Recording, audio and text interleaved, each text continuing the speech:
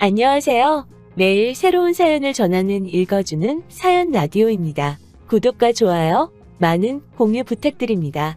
오늘의 사연 시작하겠습니다. 안녕하세요. 올 가을에 결혼을 앞두고 있던 20대 후반의 여성입니다. 이제 파혼했으니 얘랑은커녕 남자친구도 아니고 사실 확 마음 같아선 그 XX라고 부르고 싶은데 그래도 편의상 일단은 남자친구라고 칭하겠습니다. 제가 오늘 이렇게 제 이야기를 하게 된 건 그 남자친구라는 작자가 보낸 문자 한 통에 애써 잊으려고 했던 지난 일들이 갑자기 주마등처럼 스쳐 지나갔거든요. 그러면서 갑자기 우라가 치밀고 열이 확 오르는 게 어디에라도 털어놓지 않으면 안 되겠대요. 그래서 이렇게 제 이야기를 한번 해보려고 하니 가벼운 마음으로 들어주시면 감사하겠습니다. 남자친구하고는 좋은 오빠 동생으로 지내다가 2년 전 연인 사이로 발전하게 되었어요. 사실 7살이란 나이 차이가 마음에 걸렸는데 가까운 친구가 동갑내기 연인하고 연애하며 지지고 볶고 싸우는 꼴을 보고 있으니 차라리 나이 차이가 나는 남자를 만나면 저를 좀 이해해주고 품어주지 않을까 하는 생각을 갖게 되었거든요. 그리고 남자친구는 사실 예전부터 줄곧 저에게 좋아한다고 들이대던 상황이었으니 제가 마음을 바꿔먹기가 무섭게 바로 연애를 시작하게 되었죠. 연애를 시작하고 얼마 지나지 않았을 때부터 남자친구는 저희 부모님을 뵙고 싶어 했어요. 제가 저희 부모님하고 사이가 워낙 좋다 보니 자기도 저희 부모님한테 하루빨리 눈도장을 찍고 소위 사윗감으로 인정받아 한가족처럼 어울리고 싶다면서요. 그런데 제가 저희 부모님을 빨리 보여드리지 않았더니 그때부턴 일방적으로 선물 공세를 시작하더라고요. 어른들한테 좋다는 값비싼 과일에 소고기에 영양제, 그리고 말이 나왔으니 말이지만 제 주변 친구들은 제가 이런 이야기를 할 때면 저더러 남자친구가 돈이 많은가 보다 너 진짜 좋은 남자 만났다 부러워들 하대요. 그리고 그 부러워하는 친구들만 놓고 말하자면 저도 뭐랄까 남들이 저를 부러워하니 그 기분이 나쁘지는 않았죠. 하지만 한편으론 솔직히 배부른 소리처럼 들릴지도 모르겠지만 그 선물들이 얼마나 부담스러웠는지 몰라요. 저는 그때만 하더라도 결혼에 대한 확신도 없었고 선물이라는 게 어떻게 일방적으로 받고만 있을 수는 없잖아요? 오는 게 있으니 가는 것도 있어야 하니까요. 그래서 몇 번은 저희 부모님도 받은 만큼 돌려보내시긴 했는데 사실 남자친구 쪽이랑 저희 쪽이랑 비교를 하자면 남자친구 쪽은 훨씬 경제적으로 여유가 있었거든요. 듣자 하니 아버님이 일찍이 사고로 돌아가시면서 보험금이 많이 나왔대요. 그리고 그 보험금으로 어머님이 전통찻집 겸 주점을 하셨는데 그게 소위 대박이 났다고요. 하지만 저희 쪽은 지극히 평범했어요. 공직 생활을 하시는 아버지와 전업주부이신 어머니. 남한테 아쉬운 소리를 해가며 사는 건 아니었지만 그렇다고 백화점을 내 집 드나들듯 할 것도 아니었지요. 그래서 남자친구한테 선물 같은 건 보내지 말라고 했어요. 그랬더니 얼마나 서운해하던지. 그리고 그 일로 저희 부모님이 마음이 좀 그러셨나 봐요. 하루는 식사라도 한번 같이 하게 집으로 부르라고 하셨거든요. 그래서 남자친구에게 그 이야기를 하니 너무 좋아하는 거예요. 저희 부모님한테 이참에 점수도 따고 눈도장 한번 제대로 찍어놔야겠다면서요. 그리고는 그 이야기가 나오고 한 달쯤 지나 마침 아버지 생신이기도 해서 남자친구를 불렀습니다. 평소에도 아버지 생신 때는 어머니가 신경을 많이 쓰시는데 이번엔 제 남자친구도 온다 하니 어머니가 특히나 신경을 쓰셨더라고요. 아버지도 상다리가 버티고 있는 게 용하다며 농담을 하실 정도로 말이죠. 그리고 그날의 만남을 계기로 남자친구는 종종 저희 집에 오기 시작했습니다. 저나 저희 부모님이 불러서가 아니라 어떻게 알았는지 자기가 저희 아버지한테 먼저 연락을 해서는 장인어른 해가며 목욕탕에 가자, 낚시하러 가자. 그리고 그런 남자친구를 저희 아버지께선 참아내치지는 못하시는 눈치셨어요. 사실 저희 아버지가 언젠가부터 가끔 아들이 있었으면 좋았겠다 그런 말씀을 하셨거든요. 딸은 엄마랑 같이 쇼핑도 다니고 미용실도 다니고 친구처럼 지내는데 당신은 그렇게 할 사람이 없어서 서운하다 하시면서 말이죠. 뭐 딸하고도 할 수 있는 거 아니냐 하는 사람들도 있겠지만 저는 아버지의 취미생활인 등산이나 바둑 같은 데는 영 흥미가 없기도 했고 자식 입장에서도 어머니랑 하는 일이라고 아버지랑도 다 할 수 있는 것도 아니잖아요? 그래서 먼저 나서서 아버지한테 살갑게 굴어주는 남자친구한테 고맙더라고요. 그런데 그렇게 한 두어 달쯤 지났을 땐가 아버지가 말씀하시길 결혼하면 네가 고생 좀 하겠다 그러시는 거예요. 그래서 왜요 하니까 같이 다녀보니까 사람이 의욕은 넘치는데 뭘 하나 딱 부러지게 못한다고요. 눈치가 없는 건지 아니면 집에서 오냐오냐 자란 건지. 그리고 아버지가 그렇게만 말씀하셨는데 솔직히 무슨 말씀을 하시는 건지 딱 알겠더라고요. 예를 들면 식당에 가잖아요. 그럼 자기가 뭐가 필요하면 사람을 불러서 말을 하면 되는데 그런 걸 못하고 두리번 저쪽에서 먼저 눈치만 채주길 기다리는 타입이에요. 그리고 이건 제 오해일 수도 있지만 몸을 엄청 사려요. 언젠가 한 번은 길을 걸어가는데 앞서가던 폐지 줍는 할머니께서 넘어지셨거든요. 그래서 얼른 쫓아가서 같이 주워드리려는데 남자친구가 하지 말라면서 옷에 뭐 묻는다고 그러는데 그땐 좀 정이 떨어지대요. 그런데 나중에 말하길 내리막길인데다가 제가 구두를 신고 있어서 걱정돼서 잡은 거라길래 내가 너무 나쁘게만 생각을 하나 싶어서 더는 말을 안 했죠. 그런데 저희 아버지랑 있으면서도 얼마나 한심하게 행동을 했길래 아버지가 저런 말씀을 다 하시나 싶은 게 차마 남자친구 편을 못 들겠더라니까요. 그래서 그냥 아버지한테 연락 온다고 너무 다 받아주지 마시고 적당히 거리를 두셔도 된다고 했어요. 남자친구한테도 제가 잘 말하겠다면서요. 한편 그렇게 남자친구가 저희 부모님이랑 어느 정도 어색함을 덜어냈을 무렵 남자친구가 저더러 어머님을 한번 만나 뵙지 않겠냐고 물었습니다. 어머님이 도대체 어떤 여자길래 당신 아들이 이렇게 정신을 못 차리냐면서 저를 너무 궁금해 하신다고요. 그래서 제가 남자친구에게 우리가 정식으로 결혼 이야기가 오간 건 아니라서 내가 좀 불편할 것 같다 했더니 이제 와서 그렇게 말하면 자기가 너무 서운하다면서 자기는 이제껏 저희 부모님을 당연히 장인 장모님으로 여겼다나 어쨌다나. 그런데 저는 몇 번이나 남자친구더러 저희 아버지한테 장인어른이라 하지 말고 그냥 아버님이라고 하라고도 했었고 나름대로 선을 긋는다고 긋긴 했는데 그래도 서운해하는 남자친구 입장이 아예 이해 못할 것도 아니라서 알겠다고 그럼 한번 자리를 만들어 보라 했습니다. 그리고 이런 대화가 오가고 일주일이나 지났나? 전날 늦게까지 회사에서 야근을 한 탓에 데이트고 뭐고 그냥 집에서 늘어지게 잠이나 잤으면 싶더라고요. 그래서 남자친구에게 오늘 말고 내일 만나면 안 되겠냐고 연락을 해볼까 하려던 찰나였는데 핸드폰을 집어들기가 무섭게 남자친구에게서 전화가 걸려왔습니다. 저도 모르게 정말 한숨이 푹 나왔지만 남자친구가 무슨 잘못이라고 거기다 짜증을 낼 순 없잖아요. 그래서 평소와 다름없이 전화를 받았지요. 그런데 남자친구의 목소리는 무척이나 다급했습니다. 어머님 가게에서 일하는 직원이 연락도 없이 관뒀다며 지금 어머님이 화가 머리끝까지 나셨다나요? 그래서 제가 자기야, 그럼 오늘은 데이트 신경 쓰지 말고 가서 어머님 좀 도와드려. 그럼 자기는? 나? 나도 사실 어제 늦게까지 야근해서 오늘은 좀 쉬고 싶었어. 그러니까 나 걱정하지 말고 얼른 가봐. 그랬구나. 알겠어. 목소리가 왜 그래? 아니 좀 서운하다. 만약에 반대 상황이었으면 나는 먼저 내가 도와줄 거 있냐고 물어봤을 것 같거든. 아, 그런가? 근데 내가 뭘 도와줄 수가 있나? 도와줄 수 있지. 그러지 말고 오늘 나랑 같이 어머니 도와드리러 가지 않을래? 그래, 그럼 뭐. 알겠어. 솔직히 황당한 마음이 컸고 귀찮은 마음도 들었어요. 전통찻집이고 주점이고 가본 적도 없고 가서 제가 뭘 할 수 있을까 도무지 모르겠었거든요. 하지만 그간 남자친구도 나름대로 저희 아버지한테 잘하려고 했었잖아요. 그러니 저도 뭐 시쳇말로 받았으니 돌려줘야지라는 마음이었죠.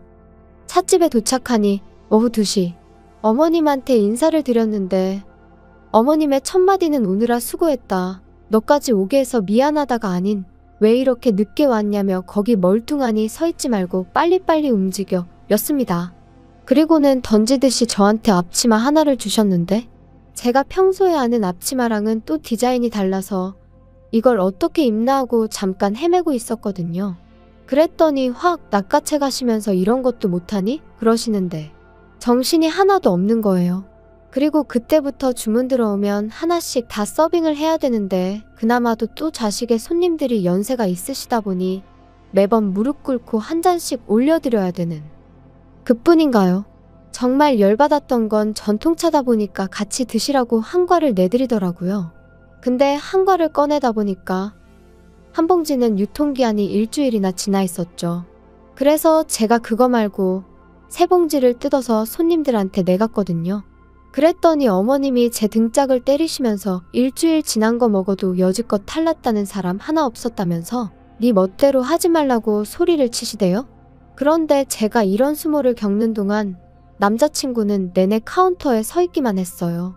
어머님이 카운터는 믿을 만한 사람이 있어야 할 거 아니냐며 남자친구더러 서 있으라 하긴 했지만 제 생각엔 그래도 남자친구가 요령껏 일을 도와줄 수도 있는 거고 막말로 제가 물 한 모금 못 마시고 이리저리 불려다니는 걸 봤으면 어머님한테 가서 너무 그러지 마시라고 한마디 정도는 해줄 수 있는 거 아닌가요? 그런데 그런 말도 하나 없이 카운터에 서서 핸드폰 하다가 돈 받고 그러는데 너무 얄미워 죽겠더라니까요. 그래도 어찌저찌 장사는 했고 그날은 다행히 주점은 쉰다고 해서 8시쯤 가게에서 나왔어요. 점심도 대충 먹고 나왔던지라 저녁을 먹으러 갔는데 너무 허기가 지더라고요. 그런데 어머님이 제 의사와는 상관없이 짜장면 세 그릇을 시키셨지요. 좀 황당했지만 일단 뭐 짜장면이라도 빨리 먹고 싶은 생각밖에 없었습니다. 그래서 열심히 먹고 있으니 어머님 말씀이 너는 피죽도 못 얻어먹고 다닌 것처럼 생겨서는 먹는 건 어지간히 먹는구나. 네? 너같이만 먹으면 부엌 살림 거덜나는 건 시간 문제겠다. 순간 말 그대로 입맛이 뚝 떨어지는 게 그래서 바로 젓가락 내려놓고 더는 안 먹었어요. 그랬더니 어머님이 너는 내가 웃자고 농담 좀 한 걸 가지고 어른 앞에서 그렇게 기분 나쁜 티를 내냐? 어디 가서 그러면 가정교육도 못 받았다고 욕먹어. 순간 울컥하는데 주변에 사람들도 많고 그래서 아무 말도 안 하고 네 한마디만 했습니다. 그런데 그게 끝이 아니었어요. 어느덧 어머님하고 남자친구도 식사가 끝나서 자리에서 일어나 식당 밖으로 나왔는데 어머님이 그래 내일은 1시까지 와라 그러시곤 뒤도 안 돌아보고 먼저 가시더라고요. 어이가 없어서 남자친구한테 방금 어머님이 하신 말씀이 무슨 소리냐고 나 내일은 못 간다 했습니다. 그랬더니 남자친구가 그럼 곤란하다면서 어머님이 제가 일을 싹싹하니 너무 잘한다고 마음에 들어 하셨다나요? 그러면서 하루 더 나와서 어머님한테 눈도장 좀 제대로 찍어봐 하는데 기도 안 찬다는 게 이런 건가 싶었죠. 그리고 이튿날 전날 말 그대로 생고생을 한 덕분에 자고 일어났는데도 정말 온몸이 천근만근이었어요. 게다가 어찌나 피곤했는지 핸드폰을 보니까 어느덧 2시더라고요. 부모님은 도대체 뭘 했길래 이렇게 맥을 못 추냐 하시고 그런데 그때 남자친구에게 전화가 걸려왔습니다. 그래서 받으니 대뜸 아니 왜 이렇게 전화를 안 받아? 내가 지금 몇 번째 전화한 건 줄 알아? 전화했었어? 미안, 자느라 몰랐어. 왜? 너 오늘 어머니가 1시까지 오라고 한 거 기억 안 나? 뭐? 어제 못 간다고 했잖아. 참나, 야, 내가 와서 눈도장 좀 찍으라고 했지. 그런데 이러면 어떡해? 어머니 진짜 화나셨거든. 아니, 오빠가 도와드리면 되잖아. 나 피곤하니까 그만 얘기해. 야, 그러지 말고 빨리 튀어와서 죄송하다고 사과드리라니까. 가뜩이나 전날 개고생을 하고 수고했다 고생했다 고맙다 말 한마디 듣지도 못했는데 눈 뜨자마자 욕을 먹으니 저도 평소에 저답지 않게 말이 막 나가더라고요. 그래서 이후로는 남자친구한테 전화가 걸려오건 말건 핸드폰 무음으로 놓고 제 할 일 하면서 하루를 보냈습니다. 그리고 어느덧 저녁 식사를 마치고 방에 들어와 쉬고 있을 때였어요. 아버지께서 전화 좀 받아보라며 제 방으로 당신 핸드폰을 들고 오셨는데 맙소사 남자친구였지요. 미친 거 아니야? 내가 안 받으면 안 받는 줄 알면 되지. 왜 우리 아빠한테 전화를 해? 네가 먼저 내 전화를 피하니까 이러지. 나 너네 집 앞이야. 진짜 이 인간이 미쳤구나. 아직도 뭐가 문제인지 깨닫지를 못했구나 생각하니 진짜 울분이 솟구쳤어요. 그래서 한마디 따끔하게 해줄 생각으로 나가니 남자친구는 혼자가 아니었습니다. 어머님도 계셨거든요. 야, 너는 내 말이 웃음니? 네? 갑자기 그게 무슨 말씀이신지. 내가 너 오늘 1시까지 오라고 했어? 안 했어? 오빠한테 못 간다고 했어요. 오빠가 말씀 안 드리던가요. 야, 너 내 아들 핑계 대지 마. 내가 나오라고 했으면 그냥 나오는 거야. 무슨 말씀을 하시는 거예요? 제가 어머님 가게에서 일하는 사람도 아니고 왜 어머님이 나오랜다고 나오고 그래야 되나요? 말이 나왔으니 말이지만 어제도 좋아서 간 거 아니에요. 남자친구가 부탁을 하니 나간 거지. 한마디로 호의로 나간 거지. 어머님이 이래라 저래라 하실 게 아니라고요. 아주 되바라졌네 이제 보니까. 너 가정교육을 어떻게 받았길래 이러니? 가정교육이요? 그러는 어머님은 가정교육을 어떻게 받고 잘하셨길래 저한테 이러세요? 야, 너 미쳤어? 너 지금 말하는 게 그게 뭐야? 엄마 잠깐 차에 계세요. 제가 알아듣게 따끔하게 이야기할게요. 잠시만요. 저 어제 일한 거 돈 주세요. 야, 내가 너 가르치면서 일하느라 2배는 힘들었어. 돈은 무슨? 그러자 남자친구가 어머님을 잡아 끌어 차에 태웠고 저는 지금 이 상황을 어떻게 해야 하나 분해서 심장이 터질 것 같더라고요. 그리고 남자친구가 또다시 저더러 야, 너 진짜 왜 이래? 너 나랑 결혼 안 할 거야? 결혼 같은 소리 하네. 안 해. 저런 어머님하고 한 가족이 된다고 상상만 해도 소름이 끼친다. 말이 심한 거 아니야? 너 이거 다 신부 수업이라고 생각하면 못 견딜 것도 아니야. 막말로 어머니 돌아가시고 나면 이거 다 우리 재산 되는 건데. 우리 재산? 일은 나만 죽어라 하고 재산은 다 오빠가 갖는 거겠지. 하나를 보면 열을 안 댔어. 어제 일해보니까 오빠랑 결혼하면 내 앞날이 얼마나 시궁창 같을지 불보듯 뻔하더라. 안 해. 결혼이고 뭐고 안 할 거니까 다시는 연락도 하지 말고 찾아오지 마. 하지만 이튿날 남자친구는 제가 전화를 받지 않으니 또다시 저희 아버지에게 전화를 걸었던 모양이에요. 하지만 저희 아버지는 이미 제가 상황을 말씀드려 제가 남자친구랑 헤어졌다는 사실을 알고 계셨기에 그런 남자친구에게 더는 제가 원하지 않으니 이런 식으로 연락하지 말라고 하셨답니다. 제가 있었으니 너와 나의 관계가 있었던 거지. 제가 없으면 우린 남남인 거다 하시면서 실제로 두 사람의 통화도 제가 들어봤는데 아버지께서 다정하지만 단호하게 딱 잘라 말씀하셨더라고요. 그런데 남자친구는 자기가 아버지가 안 계시니 저희 아버지를 아버지라 생각했다는 둥 어쨌다는 둥 하면서 한마디로 저희 아버지한테 원망을 쏟아냈대요. 그리고 저는 그게 너무 불쾌하고 화가 났어요. 그래서 남자친구에게 다시 전화하니 기껏 한다는 말이 역시 너는 착해. 난 네가 다시 연락할 줄 알았어. 웃기시네. 내가 전화한 건 더는 우리 아버지한테 연락하지 말라고 그 얘기하려고 한 거야. 야, 너 진짜 이렇게 나올래? 어머니가 표현이 서툴러서 그렇지. 너 되게 마음에 들어 하셨다니까. 내가 알 바 아니거든? 너 진짜? 내가 이런 말까진 안 하려고 했는데 왜 이렇게 계산을 못하냐? 막말로 너 그렇게 월급쟁이로 살아서 네 아버지처럼밖에 못 살아. 솔직히 사람이 돈이 있어야지. 니네 아버지 어디 가서 돈 아껴 쓰고 그러는 거 보면 내가 다 속이 터지더라. 저는 남자친구의 빈정거림과 비아냥 그리고 괜히 저 때문에 저희 아버지가 모욕을 당했다는 그 사실을 더는 참을 수가 없었어요. 제가 지금 남자친구와의 대화를 무척이나 간결하게 순화를 해서 그렇지. 막말로 재벌도 아니고 그렇다고 지가 얼마나 능력이 있는 것도 아니면서 그래서 저는 고민 끝에 남자친구 어머님의 가게를 신고했습니다. 제가 비록 하루였지만 위생상태니 뭐니 제 눈으로 다 봤잖아요. 그래서 식품위생과에 민원을 넣었죠. 그리고 얼마 전에 소식을 들으니 영업정지당하고 벌금도 내게 생겼다대요. 어떻게 마무리를 해야 하나 싶은데 솔직히 저희 부모님한테 미주알고주알 싹 다 말씀드리진 못했어요. 솔직히 딸이 남의 가게에서 등짝까지 얻어맞은 걸 아시면 저희 부모님이 아무리 점잖으신 분들이라도 가만히 계시지 않을 것 같았거든요. 그리고 속은 또 얼마나 상하실까 싶어서. 아무튼 이번 일로 제가 사람 보는 눈이 참으로 형편없었구나 싶기도 하고 한편으론 차라리 일찍이 남자친구 어머님을 만나뵐 거라는 후회도 됩니다. 그러면 제 청춘을 이렇게 허무하게 날릴 일도 없었을 테니까요. 그래도 마음 한켠으론 결혼 전에 알았으니 얼마나 다행인가 싶기도 해요.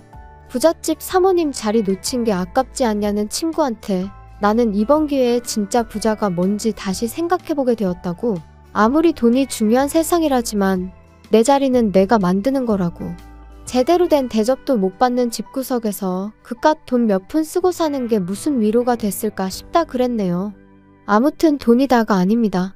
저는 나름대로 시행착오를 겪고 나서야 알게 되었지만 여러분은 그런 시간 낭비 없이 여러분을 여러분답게 존중받는 그런 삶을 사셨으면 좋겠네요. 긴 이야기 들어주셔서 감사합니다. 오늘의 사연은 여기까지입니다. 구독과 좋아요, 알람 설정해주시면 앞으로 더 좋은 사연으로 찾아오겠습니다. 감사합니다. 감사합니다. 감사합니다. 안녕하세요. 매일 새로운 사연을 전하는 읽어주는 사연 라디오입니다. 구독과 좋아요, 많은 공유 부탁드립니다. 오늘의 사연 시작하겠습니다. 안녕하세요. 황당한 신우의 말과 그런 신우의 말이 일리 있다는 식으로 나오던 시부모님한테 경악을 금치 못하고 이혼하게 된 30대 여성입니다. 사실 중간에서 남편이라도 제 역할을 했다면 이혼만큼은 안 했을지도 모르겠어요. 저는 원래 제가 결정한 일에는 어떻게든 책임을 지기 위해 최선을 다하는 성격이고 결혼 또한 어머니는 탐탁치 않아 하셨는데 제가 밀어붙인 일이었으니 제 나름대로 어떻게든 끌고 가보려고 했을 테니까요. 하지만 피는 못 속인다는 말처럼 믿었던 남편마저 저더러 너무 감정에 휘둘리지 말라는 둥, 현실을 직시하라는 둥 개소리를 해대는 걸 보니까 도저히 답이 없더라고요. 그리고 때로는 포기하고 단념하는 것도 용기 있는 결단이잖아요? 그래서 이혼을 결심했지요. 아무튼 세상엔 이런 이상한 사람들도 있다고 얘기를 하려고 타자를 치고 있긴 한데 또다시 그 집 인간들을 떠올리니까 벌써 온몸에 닭살이 돋네요. 대학을 졸업한 후 저는 서울 시내에 있는 광고회사에 들어갔습니다. 처음부터 제가 원해서 선택한 길이었고 그래서 박봉의 야근도 잦았지만 후회는 없었지요. 하지만 제 마음과는 달리 언젠가부터 건강이 축나는 듯 하더니 그만 출근길에 쓰러졌어요. 그나마 금세 다른 사람 눈에 띄었으니 망정이지. 급성 심근경색이었거든요. 제가 원래도 심장이 좀 안 좋긴 했는데 그래도 20대에 심근경색을 겪게 될 거라곤 상상도 못했는데 말이에요. 아무튼 이 일로 어머니께선 당장 회사를 그만두라며 크게 화를 내셨습니다. 세상에 건강보다 중요한 일이 뭐가 있냐 하시면서요. 그리고 저는 결국 어머니의 뜻대로 회사를 관뒀어요. 며칠 누워있으면서 이런저런 생각 끝에 내린 결정이었지요. 직장생활 7년이면 그래도 수고했다 싶기도 했고 그리고 이후로 그간 제가 모은 돈과 어머니의 도움으로 카페를 차렸네요. 뭐 얼마나 떼돈을 벌겠다는 건 아니었고 제 밥벌이 정도만 하면 좋겠다 싶었죠. 그런데 해보니까 제가 카페 운영에 꽤나 소질이 있더라고요. 카페 운영을 시작하고 5년이 넘어갈 땐 테이블 4개로 시작한 카페가 어느덧 2층짜리 매장이 되어 있었어요. 어머니 건물에서 하는 카페였고 그러니 어머니는 월세는 안 받겠다 하셨지만 그래도 꼬박꼬박 내가며 장사했습니다. 비록 매장을 차릴 때 도움을 받았지만 이후로는 가능한 모녀 사이는 모녀 사이, 사업은 사업. 제 나름대로 확실하게 하고 싶었거든요. 한편으론 감사한 마음을 그렇게라도 표현하고 싶기도 했고요. 한편 그렇게 앞만 보고 달려오다 보니 어느새 36이었는데 솔직히 그때까지도 결혼은 생각해 본 적이 없었습니다. 사실 어려서부터 결혼에 대한 환상도 없기도 했고요. 왜냐하면 저희 어머니가 할머니를 모시고 사시면서 시집살이를 호되게 겪으셨어요. 할머니께서 말 그대로 어머니 피를 말렸죠. 걸핏하면 밥상을 엎으시고 어머니 얼굴에 물건을 던지시고 그렇게 고약스러운 사람을 본 적이 없네요. 그리고 아버지란 사람도 결국엔 자기보다 한참 어린 여자한테 정신이 팔려서는 저희 어머니한테 이혼하자고 했어요. 자기 어머니를 17년 동안 모셨는데 미안하단 말 한마디 없이요. 아, 그런데 그런 와중에도 아버지가 딱 하나 잘한 일이 있으니 그건 이혼할 때 재산이란 재산은 싹 다 어머니한테 넘겼다는 거예요. 자기는 사랑만 있으면 된다나 어쩐다나 해가면서. 참고로 이후로 할머니는 요양원으로 모셔졌다 거기서 1년도 못 계시고 돌아가셨고 바퀴벌레 한 쌍 같던 그 둘은 결국 헤어졌고 아버지란 사람은 어디서 어떻게 된 건지 모릅니다. 죽었든 살았든 관심도 없지만요. 그런데 그런 제 앞에 남편이 나타났어요. 남편은 제가 운영하는 카페의 유제품을 납품하는 사람이었는데 솔직히 처음엔 당연히 관심이 없었죠. 나누는 대화도 거기 두고 가세요. 여기 영수증이요. 이 정도밖에 없었을 정도니까요. 하지만 몇 년 전 겨울 비인지 눈인지 엄청나게 온 날이었는데 출근하니까 카페 배관이 터진 건지 매장이 말 그대로 물바다가 되었더라고요. 그래서 아르바이트생하고 죽어라 물 퍼내고 정리하고 있는데 그날도 납품하러 왔던 남편이 그걸 보고 기를 쓰고 자기 옷까지 다 버려가며 도와주더라고요. 그리고 어쨌든 도움을 받으니 상황이 한결 수월하게 해결되었죠. 그리고 그때 제가 남편한테 좀 호감을 갖게 됐네요. 가뜩이나 춥고 힘들 때 도움을 받아서 그런가 너무 고맙고 사람이 참 괜찮아 보였거든요. 그리고 그날 일을 계기로 남편과 저는 급속도로 가까워졌어요. 남편이 매장에 올 때마다 저는 커피 한 잔으로 달라진 제 마음을 표현했고, 그러자 남편도 언젠가부터 꽃을 사다 준다던가 책을 한 권 사온다던가 나름대로 저희 둘만의 낭만이 있었죠. 대단히 좋은 곳을 다니고 비싼 선물이 오간 것은 아니었지만 이거야말로 진정한 연애라는 믿음도 있었고요. 그리고 그렇게 연애한 지 1년 만에 남편이 먼저 프로포즈를 해왔습니다. 자기가 비록 가진 건 많지 않지만 제 눈에서 눈물 나는 일은 없게 하겠다고, 영원히 소녀처럼 살게 해주겠다면서요. 하지만 저희 어머니는 별로 탐탁치 않아 하셨어요. 17년을 살았어도 네 아빠 속을 알 수가 없었는데 고작 1년 사귀고 어떻게 알겠냐며 꼭 결혼을 해야겠으면 하다못해 2년은 더 만나보라 말씀하셨죠. 그리고 전 이때 이 말을 따랐어야 했는데 그땐 그저 어머니의 그런 말씀이 야속하게 들릴 뿐이었습니다. 왜 아버지랑 비교를 하시냐고, 세상 남자들이 다 아버지같이 쓰레기인 줄 아냐며 화를 내기도 했죠. 그래서 결국 어머니가 져주셨어요. 어떤 마음으로 져주셨을지 지금도 그때를 생각하면 그저 죄송할 뿐이에요. 아무튼 그렇게 저는 남편과 결혼을 했고 아이는 갖지 않기로 했습니다. 남편은 제가 심장이 약한 걸 알고 있었고, 그래서 남편이 먼저 아이는 없어도 된다고 하더라고요. 그런데 이것도 나중에 알고 보니 남편은 남편대로 정자에 문제가 있어서 처음부터 임신 자체가 쉬운 상황이 아니었어요. 자기 말로는 자기는 정말 그런 줄은 몰랐고 오로지 저를 배려해서 한 말이었다지만 솔직히 진실은 본인만 알 테죠. 한편 그래도 결혼하고 한동안은 별탈 없이 살았어요. 저나 남편, 제 친정과 시댁의 경제적 차이가 있기는 했지만 그런 조건의 차이가 저희 부부의 발목을 잡는 일은 별로 없었고요. 그런데 문제는 신혼애였습니다. 신혼애는 저에게 바래도 너무 많은 걸 바랬거든요. 제가 남편하고 결혼하고 얼마 지나지 않았을 때 신혼애 애, 그러니까 시조카가 그 무섭다는 중이가 되었어요. 남편 말로는 원래도 그렇게 말 잘 듣고 공부 잘하는 소위 부모들이 원하는 아들은 아니었다는데 중학교에 들어간 이후로는 전과는 비교도 안 되게 신우속을 말도 못하게 썩인다고 했지요. 게다가 요새 아이들은 지갑 하나를 사도 옷 한 벌을 사도 명품만 찾는다더니 시조카도 마찬가지였나 봐요. 그런데 제가 신혼의 벌이를 속속들이 알지는 못해도 심해부는 그저 평범한 직장인이었고 신우 또한 근처 어린이집에서 아르바이트를 하는 정도였어요. 그러니 그런 시조카의 요구를 매번 들어주는 게 쉬운 일은 아니었을 겁니다. 그리고 거기까지야 뭐 솔직히 들어주든 말든 그 집 사정이고 그 집 가정교육이니 제가 말을 얹을 게 아닌 거 알아요. 그런데 황당한 건 자기들이 못해주는 걸 제가 해줬으면 하고 노골적으로 바라더라고요. 시조카 또한 자기 부모가 못해주겠다 싶으면 저한테 노골적으로 요구를 해왔고요. 아이한테 이런 말을 하고 싶진 않지만, 그리고 지금도 여전히 신우가 시킨 게 아닐까 싶지만 명절도 아닌 날 숙모가 보고 싶다며 카페에 오는 아이였어요. 정말 제가 보고 싶어서 오는 게 아니라 오면 제가 그냥 돌려보낼 수가 없어서 몇만 원이라도 쥐어보내니 그걸 받으러 오는 아이였지요. 안 줬으면 될 거 아니냐? 누군가는 그럴 거예요. 실제로 나중에 신우도 그런 소리를 했고요. 그런데 애가 1시간씩 버스를 타고 왔다는데 누가 그냥 돌려보낼 수가 있을까요? 그뿐만이 아니에요. 온 가족이 모인 자리에서 좀 있으면 제 생일인데 선물 사주실 거죠? 생일이야? 글쎄, 뭐가 필요한데? 운동화 사줄까? 에이, 운동화 말고요. 핸드폰 사주세요. 지금 있는 건 쪽팔려서 못 들고 다니겠거든요. 새로 나온 거 사주세요.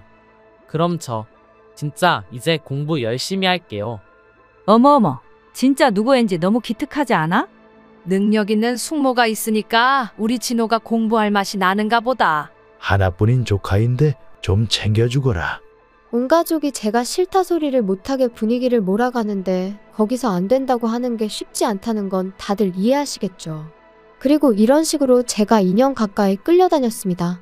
한심하다 보는 사람들도 있겠지만 그래도 하루하루 장사하고 그러다 보면 잠깐 잊고 살다 얼떨결에 당하고 그랬어요, 제가. 그리고 그럴 때마다 남편은 그래도 당시에는 말이라도 미안하다 고맙다 해댔으니 그냥 남편 봐서 참자 그렇게 생각한 것도 있고요. 그런데 그러던 어느 날 친정어머니께서 저한테 할 이야기가 있다며 밖에서 보자고 하시더군요. 그래서 카페로 오시지 왜 그러시냐니까 카페에서 할 이야기가 아닌 것 같다 하시대요. 그래서 무슨 말씀을 하시려고 그러시나 했더니 어머니가 가지고 계신 건물을 팔고 땅을 사려고 하는데 제 생각은 어떻냐고요. 어머니 재산인데 무슨 상관이냐고 전 괜찮다 했습니다. 그랬더니 너 남의 건물에서 장사하는 거 생각지도 못한 애로사항이 많을지도 몰라. 괜찮아요, 괜찮아. 신경 쓰지 마세요. 남들도 다 그렇게 사는데 나라고 못할 게 뭐 있어. 무슨 땅을 살 건지 안 물어봐? 엄마 재산인데 제가 그런 걸 뭐하러 꼬치꼬치 물어요. 그래도 한번 물어볼까? 어딘데요? 엄마랑 예전부터 알고 지내던 그 식당 하는 이모 기억하지? 그 이모가 파는 땅인데 엄마가 보기엔 사도 될 것 같거든? 마침 건물 제값 쳐주겠다는 사람도 있고. 저는 어머니께 저는 조금도 신경 쓰지 마시라고 했어요. 진심이었습니다. 저는 어머니가 제가 카페를 차리고 자리를 잡을 수 있도록 도움을 주셨던 것만으로도 충분한 지원을 받았다고 진작부터 생각하고 있었기에 어머니가 어머니 재산으로 무슨 결정을 내리시건 그게 설령 기부였을지라도 무조건 믿고 따를 생각이었거든요. 아무튼 어머니와 헤어지고 집에 들어와 씻고 나오니 퇴근한 남편이 현관을 들어섰어요. 그리고는 저를 보더니 아까 카페 가니까 자기 없더라? 어디 갔었어? 아, 응. 엄마 만나고 왔어. 장모님을? 장모님하고 카페 밖에서 만날 때도 있어? 아, 거의 없긴 한데 오늘은 엄마가 따로 할 이야기가 있다고 하셔가지고. 무슨 얘기? 무슨 일이라도 있으셔? 아니, 그런 건 아니고 엄마가 건물을 파실 거래. 건물을 파신다고? 갑자기 왜? 아니, 그 건물을 팔아서 뭘 하시려고? 땅 사신대. 엄마가 노후에 집 짓고 살 땅. 아니, 지금 좋은 아파트 살고 계시면서 갑자기 왜? 그래서 당신 뭐라고 했어? 안 된다고 한 거지? 내가 왜 안 된다고 해? 엄마 재산인데 엄마 알아서 하고 싶으신 대로 하라고 했지. 야, 그게 왜 장모님 재산이야? 그건 네 거지? 뭐래, 그게 왜 내 거야? 그건 엄마 거야. 미치겠네.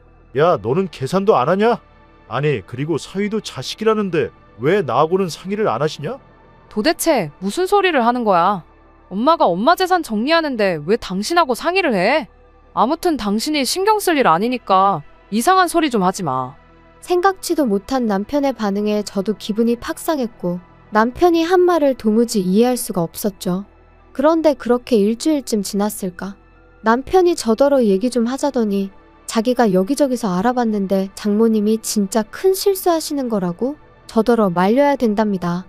그래서 그게 무슨 소리냐니까 그 이모가 판다는 땅은 아무짝에도 쓸모없는 땅이라고 그 이모가 저희 엄마한테 사기를 치는 거라고요. 그러면서 빨리 장모님한테 전화를 드리라고 어찌나 성하던지 결국 남편이 보는 앞에서 어머니한테 전화를 걸었어요. 그리고 저희 어머니가 전화를 받기가 무섭게 남편이 제 손에서 핸드폰을 낚아채 가더니 장모님, 아직 건물 팔고 그러신 거 아니죠? 파시면 안 돼요. 그 사신다는 땅도 아주 쓸모없는 땅이에요. 제가 다 알아봤어요. 어? 갑자기 이게 다 무슨 소리야? 어디서 무슨 소리를 듣고 온 건지는 모르겠지만 흥분 좀 가라앉히게. 건물도 팔았고 땅도 이미 샀어. 아, 장모님, 왜 상의도 없이 그러셨어요? 미치겠네. 보다 못한 제가 남편에게서 다시 핸드폰을 빼앗았고 어머니더러 신경 쓰지 마시라 했습니다. 어디서 뭘 듣고 와서는 저런다고 제가 잘 이야기해보겠다고요. 하지만 통화가 끝난 이후로도 남편은 어째서인지 화를 가라앉히지 못하고 씩씩거리더니 장모님이 대단히 큰 실수를 하신 거라면서 저한테도 너무 실망인이었더니 게다가 그게 끝이 아니었습니다. 이튿날 아침이 밝기가 무섭게 누군가 저희 집 현관문을 쾅쾅 두들겼고 내다보니 어쩐 일로 신우의 심해부의 시부모님까지 온 가족이 총출동을 했더라니까요. 아니, 이 시간에 다들 연락도 없이 무슨 일이세요? 내가 말도 안 되는 소리를 듣고 밤새 잠을 못 잤어. 아니 올케 엄마가 건물을 팔고 뭐 땅을 샀다며? 그래서 내가 등기부등본을 떼봤더니 정말이더라. 근데 영규가 하는 말이 그 땅에 아무짝에도 쓸모가 없는 거라는데 이게 다 무슨 얘기야? 아니, 등기부등본을 확인하셨다고요? 진짜 미치겠다. 왜들 이렇게 저희 엄마 하시는 일에 관심들이 많으세요? 당연한 거 아니야? 그거 다 네 거잖아. 아니, 그러니까 그게 왜 제 거냐고요. 그리고 제 거라고 치면 신경을 써도 제가 써야지. 영규 씨도 그렇고 형님도 그렇고. 왜들 이러는지 모르겠네, 정말. 야, 너네 자식 안 낳을 거라며. 그럼 그게 결국 우리 아들한테 온다는 소린 거 몰라? 그러니까 내가 지금 화가 안 나게 생겼어? 뭐라고요? 어이가 없어서. 형님, 지금 진심으로 말씀하시는 거예요? 내가 뭐 틀린 말 했어? 기왕 말이 나왔으니 말이지만 아니 올케는 왜 이렇게 생각이 짧아?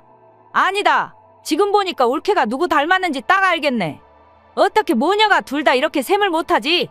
진짜 어떡할 거야? 우리 아들 이제 어떡하냐고. 진짜 장모님 노망이라도 나신 거 아니야? 예, 그거 네 엄마한테 한번 물을 수는 없는지 물어봐라. 아이고 우리는 너 하나만 믿고 있었는데 이제 다 어떡하면 좋으니? 진짜 다들 제정신이에요? 무슨 이런 거지 같은 경우가 다 있지? 야, 너 말 다 했어? 너 지금 우리 가족들어 거지 같다 했냐? 그럼 이게 거지 같은 게 아니면 뭐가 거지 같겠어? 아, 진짜 다들 미친 거 아니야? 너 말 그따위로 할래? 더 할 수도 있는 걸 그나마 어머님 아버님 계신 자리니까 참고 있는 줄이나 알아. 야, 됐다. 이제 너 뭐 별 볼 일도 없고. 내가 진짜 너랑 장모님한테 단단히 실망을 해서 더는 뭐 말도 하기 싫어. 야, 그냥 다 때려치자. 지금 뭐 이혼이라도 하자는 거야? 진짜 어이없다. 그래, 나도 어이없다. 장모라는 사람이 사위할 길을 뭘로 알고.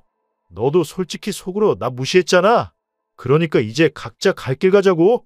저는 이게 무슨 상황인지 말 그대로 어안이 벙벙했어요. 당장 이혼 소리도 해도 제가 해야지 왜 지가 난리인지 어이가 없었고요. 하지만 저도 매달리고 싶은 마음은 눈꽃만큼도 없었거든요.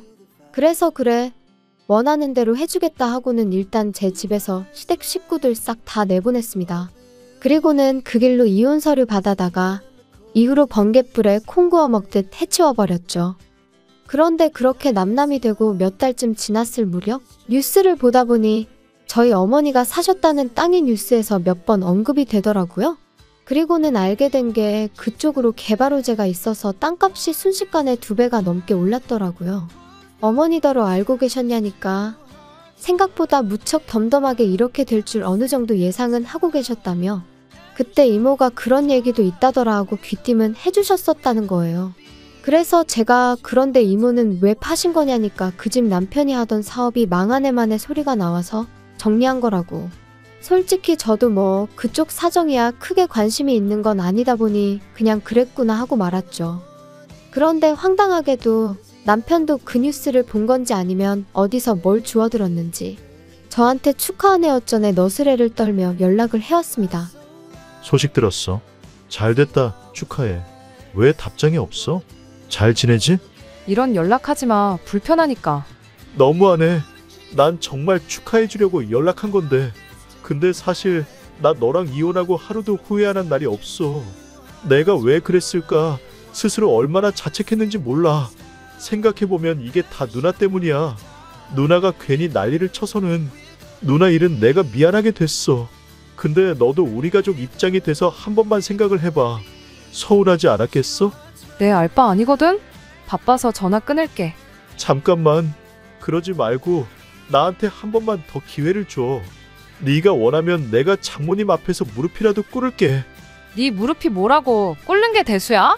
필요 없으니까 연락하지 마. 잘난 니네 가족끼리 잘 먹고 잘 살던가. 아 맞다. 잘 먹고 잘 살 돈이 없겠구나.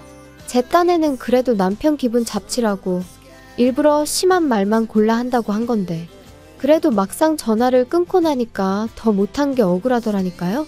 진짜 길지 않은 결혼 생활이었지만 그럼에도 불구하고 그 거머리 같은 인간들한테 당한 걸 생각하면 분하고 억울한 마음이에요. 한편으론 그나마 이쯤에서 떨어져 나가줘서 고맙기도 하지만요. 아무튼 혹시 주변에 뭐라도 하나 더 뜯어갈 궁리만 하는 사람들이 있다면 때로는 눈에는 눈, 이에는 이라는 심정으로 자존심 한번 시원하게 긁어주고 손절하는 것도 나쁘지 않은 것 같아요. 너무한다고 생각하는 사람도 있겠지만 적어도 제 경험상 기분이 아주 조금은 풀리더라고요. 어떻게 마무리를 해야 하나 싶은데 내일은 날씨가 오늘보다 좀 더 따뜻하다대요? 사랑하는 사람들과 맛있는 것도 드시고 즐거운 하루 되시길 바라겠습니다. 긴 이야기 들어주셔서 감사합니다. 오늘의 사연은 여기까지입니다. 구독과 좋아요, 알람 설정해주시면 앞으로 더 좋은 사연으로 찾아오겠습니다. 감사합니다. 감사합니다. 감사합니다.